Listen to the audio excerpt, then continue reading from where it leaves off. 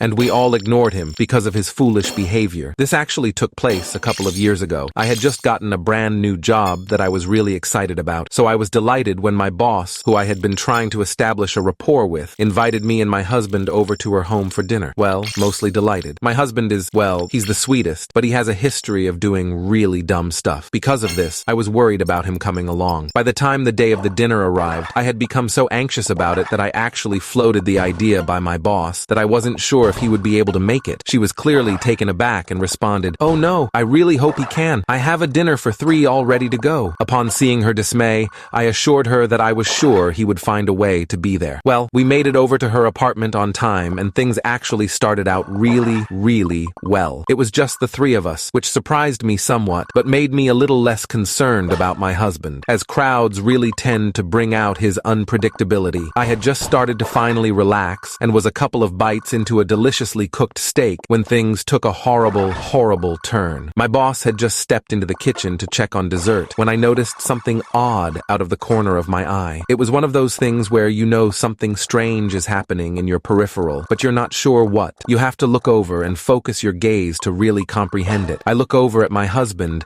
and see him holding his steak in his hand, hovering it just an inch or two above his plate. Before I had a chance to fully comprehend what I was seeing and verbalize something that might have saved all of us from the coming horror, he threw his steak, baseball style, across the room straight into the dining room window. It hit the window, making a loud noise, and slowly slid down. Now, my husband does dumb stuff. I already told you that. But he's not a crazy person.